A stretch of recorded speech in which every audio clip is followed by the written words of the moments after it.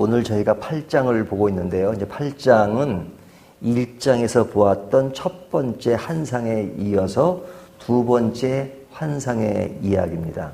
에스겔이 이제 두 번째 환상을 본 이야기인데요. 그 환상의 내용을 뭐 이렇게 일일이 다 설명할 수 있지만 이미 저희가 읽었으니까요. 1절부터 4절까지 그 환상의 내용입니다.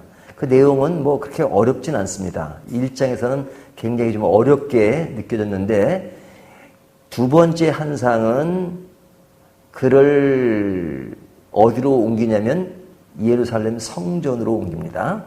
그러니까 실제로 간 것이 아니고 환상 중에 예루살렘 성전으로 간 것입니다. 근데 그 성전 안에 무엇이 있느냐면 우상으로 가득 차 있습니다. 우상이 있고 또 우상을 숭배하는 사람들의 모습을 그리고 있는 것이 1절부터 4장의 4절의 내용입니다. 근데 이제 그 내용을 하나하나씩 보면요. 5절에 보면 뭐가 있냐면 그가 내게 이르시되 인자야 이제 너는 눈을 들어 북쪽을 바라보라 하시기로 내가 눈을 들어 북쪽을 바라보니 제단문 어기 북쪽에 그 질투의 우상이 있더라. 자, 성전 안에 뭐가 있어요? 우상이 있다는 거죠. 질투의 우상이 있다 하는 것이 나오고요. 그 다음에 이제 11절을 보면 뭐라고 말씀하고 있냐면 이스라엘 족속의 장로 중 70명이 그 앞에 섰으며 사반의 아들 야사냐도 그 가운데 섰고 각기 손에 향로를 들었는데 향연이 구름같이 오르더라. 자, 여기 보면 70인의 이스라엘 장로들이 뭐 하는 거예요? 우상을 숭배하는 내용이 나옵니다. 그 다음에 이제 세 번째 이야기는 14절 보면 그가 또 나를 데리고 여호와의 전으로 들어가서 북쪽에 이르시기로 보니 거기에 여인들이 앉아 담무스를 위하여 애곡하더라. 이 담무스는 바벨론의 우상입니다. 바벨론의 우상을 보고 애곡한다. 그 운다는 것은 뭐예요? 뭐 감동을 받았다든지 또 어떤 자기 어떤 감성을 표현하는 거잖아요. 그러니까 바벨론 우상 앞에서 눈물을 흘리는 그를 숭배하는 그가 아니죠. 그것을 숭배하는 그런 모습을 보여주고 있습니다. 어디에서? 성전 안에서. 그리고 16절을 보면요. 그가 또 나를 데리고 여호와의 성전 안뜰에 들어가시니라. 보라 여호와의 성전문 곧 현관과 제단 사이에서 약 25명이 여호와의 성전을 등지고 낯을 동쪽으로 향하여 동쪽 태양에게 예배하더라. 누가? 제사장들이 태양신을 향해서 숭배하는 내용이 나옵니다. 25명의 제사장이. 자, 이것이 이제 에스겔이 본 환상의 내용이에요. 그러니까 내용 자체가 어렵진 않습니다. 성전 안에서 이루어지는 일들인데 장로들이 우상을 숭배하고 이방 우상에 눈물을 흘리고 제사장들이 태양 신을 섬기는 것, 그리고 성전 안에는 우상으로 가득 차 있는 것, 이 내용이에요. 그렇다면 성전의 기능은 끝난 거죠. 성전이 지어진 것이 왜 지어졌냐 너무 잘 알고 계시잖아요. 하지만 성전으로서의 모습이 전혀 보이지 않는단 말이죠. 이것을 오늘 본문은 어떻게 표현하면 가증하다 이렇게 말해요. 한마디로 가증한 일이다 하는 것을 반복합니다. 6절을 보세요. 6절 보면 그가 또 내게 이르시되 인자야 이스라엘 족속에 행하는 일을 보느냐 그들이 여기에서 크게 가증한 일을 행하여 가증하다란 말이 나오죠. 나로 내 성소를 멀리 떠나게 하셨느니라. 너는 다시 다른 큰 가증한 일을 보자 하시더라. 이 가증하다란 말이 두 번 나오죠. 8절에도 보면 그 얘기가 또 나옵니다. 그가 또 내게 이르시되 인자야 너는 이 담을 헐라 하시기로 내가 그 담을 허니 한 분이 있더라. 9절에 나오는군요. 내게 이르시되 들어가서 그들이 거기서 행하는 가증하고 악한 일을 보라. 9절에 보면 가증하다 이렇게 나오죠. 또 13절을 보면요. 거기도 보면 또 내게 이르시되 너는 다시 그들이 행하는 바 다른 큰 가증한 일을 보리라 하시더라. 가증하다는 말이 나오죠. 15절 보면 그가 또 내게 이르시되 인자야 내가 그것을 보았느냐 너는 또 이보다 더 큰 가증한 일을 보리라 하시더라. 지금 가증한 일을 볼 것이라고 지금 뒤에 것을 얘기하지만 계속해서 그것이 반복되니까요. 가증한 일들이 가득 차인 것을 보여주는 거죠. 그 가증한 일이 뭐냐 하는 것이 지금 조금 전에 설명했던 그 네 가지 일들, 그것이 다 가증한 일이에요. 그러니까 한마디로 성전 안의 우상과 성전 안에서 우상 숭배하는 그 모습, 이것이 가증하다 하는 겁니다. 여기에 대해서 17절과 18절은 하나님의 진노가 있다는 얘기를 하는 겁니다. 이것이 오늘 본문 전부의 내용이에요. 자, 그렇다면 굉장히 심각한 것을 느끼게 되죠. 왜 심각하냐 이거죠. 자, 성전이라고 하면 굉장히 귀하게 느껴지는 거잖아요. 특히 이스라엘 사람들은 성전이 무너진 것을 최고의 슬픔으로 알고 성전이 지어진 것을 최고의 가치로 아는 사람들입니다. 그것이 자기들이 택한 백성이고 하나님과의 교류가 있는 것을 강조하는 것이잖아요.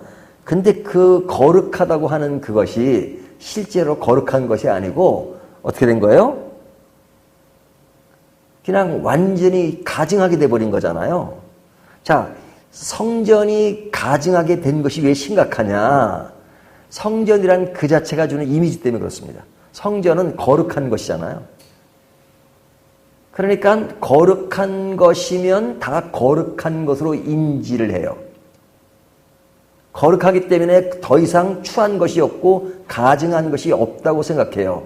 성전이란 그 말 한마디로 다 괜찮은 것처럼 생각해요.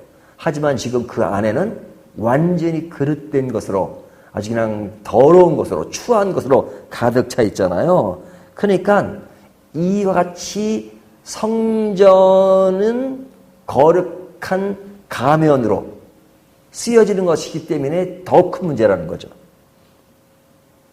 그러니까 우리가 저희도 들어올 때 보면 저 문에 뭐가 쓰면 신천지들 출입금지라는 게 써 있잖아요. 그러니까 신천지라든지 완전 이단으로 정제된 것은 아주 그냥 딱 방어를 해버립니다. 이건 이단이야. 여호와의 증인이고 그러면 딱 그냥 경계를 보잖아요. 더 이상 얘기할 것이 없습니다. 그러니까 아주 방어력이 탁탁하네요. 장벽을 확실히 쌓아요. 하지만 교회 안에 이루어지는 그릇된 모습, 그릇된 우상, 이것은 심각하게 받아들이지 않죠. 또 그런 것은 문제로 삼지도 않은 경우가 많아요. 사실은 교회 안에 전도가 필요하고 교회 안에 그런 많은 우상들이 들어올 수 있잖아요. 그런 것에 대해서는 방어력이 없고 그냥 교회라고 하는 거룩함 때문에 그냥 그것을 다 묻어두는, 또 묻어두는 정도가 아니라 그냥 그 자체를 모르는 경우가 많습니다. 그러니까 우리의 기도, 우리의 말씀, 우리의 찬양, 이것은 그 자체가 괜찮은 거죠. 목사, 선교사, 장로, 집사, 권사 다 괜찮은 것으로 생각하잖아요. 하지만 다 괜찮은 거 아니죠. 자기의 욕심과 자기 이기주의로 자기 만족을 살아가고 하나님은 하나의 수단으로 이용하는 그런 것이라면 거룩함에서 떠나 있는 거잖아요. 하지만 거룩함으로 가면을 썼기 때문에 그것이 문제로 드러나지 않는 경우가 많다 이거죠. 그러니까 이것이 너무너무 문제가 많은 겁니다. 이 세상 자체는 정말로 하나님의 사랑과 하나님의 은혜를 깨닫지 못하고 그릇된 것으로 가는 것이 많잖아요. 세상에 난무한 것이 뭡니까? 죄로 가득 차 있잖아요. 그럼 세상이 그렇다 하더라도 교회만큼은 거룩함을 지키는 것이 돼야 되는데 교회가 더 타락한 모습을 가지게 된다면 그거는 진짜 끝난 거죠. 끝난 거죠. 근데 오늘 두 번째 한상을 통해서 보여주는 것이 뭐예요? 지금 성전이 완전히 지금 완전히 그냥 타락한 모습이잖아요. 그러니까 이런 타락한 모습을 한상으로 보여주는 것이 뭡니까? 하나의 메시지잖아요. 그런 모습을 실제로 그들이 가지고 있다. 지금 에스겔은 지금 어디에 있는 겁니까? 바벨론의 포로로 잡혔어요. 아직 그러나 미리 잡혀죠. 미리. 그러니까 이스라엘, 유다가 망하기 전에 미리 와 있기 때문에 아직은 망하지 않은 겁니다. 그 망할 것에 대한 지금 그 예언을 계속 하는 거잖아요. 근데 그 왜 유다가 망할 수밖에 없었는가?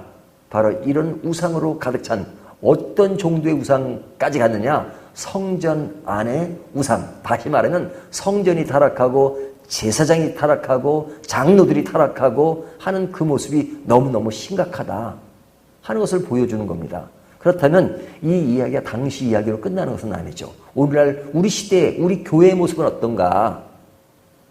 세상이 다 그릇되게 나가도 교회 안에서는 정말로 순수함이 이루어지고 정말로 이 보편화된 그런 악한 것에 대해서 그것을 떠나 있고 그것을 떠나서 거룩함을 지키는 모습이 있어야 되는데 교회도 똑같은 모습을 지니고 있다면 그것은 더 심각한 것이라 이거죠. 그리고 교회라고 하는 가면 때문에 그런 것이 가려지는 것이기 때문에 우리가 잘못된 길을 가고 있으면서도 그것을 모르고 있다면 얼마나 슬픈 겁니까? 그래서 옛날에 뭐 옛날도 아니죠. 어떤 그 비유를 두잖아요. 이 개구리를 가지고 예를 든 것이 있는데 개구리를 갑자기 뜨거운 물에 탁 집어넣으면 이 개구리가 뜨거우니까 팍 튕겨 나온대요. 근데 개구리를 찬물에 넣고 그리고 서서히 불을 떼서 데우면 요 개구리가 그 안에 있으면서도 따끈따끈해지네 하면서 그냥 자기가 죽어가는 줄 모르고 그냥 물이 서서히 데워지니까 그래서 죽는다는 거예요. 그러니까 그게 무서운 거죠. 그냥 완전히 뜨거우면 팍 튕기지만 그러나 서서히 우리가 오염되고 서서히 그릇되게 나가는 법. 그죠? 교회 안에 요만한 것들이 자꾸 들어와요. 그릇된 것이 들어와요. 하나하나 용납하다 보면 어느 사이에 우리는 완전 세상과 다를 바가 없는 그런 타락한 모습을 가지고 있으면서도 교회라는 것 때문에 그런 것들이 다 가려진다면 그것은 너무너무 슬픈 거죠. 교회가 타락했다는 것은 뭐예요? 그 안에 있는 교인들이 타락했다는 얘기잖아요. 그렇다면 오늘날 우리들은 그런 타락한 모습이 없는가? 순수함, 거룩함을 지금 벗어나는 일은 없는가? 하는 것을 다시 한번 생각하게 합니다. 오늘 말씀을 보면서 우리가 정말로 세상에서 살기가 어렵고 그런 거룩에서 멀어진 것이 우리를 너무 힘들게 하는 요소가 있을지 모르지만 그럼에도 불구하고 우리는 거룩함을 지켜야 되겠다는 확고한 신앙의 의지를 갖는 것이 너무너무 중요하다 하는 것을 다시 한번 생각하는 저와 여러분이 되시기를 주님의 이름으로 축원합니다.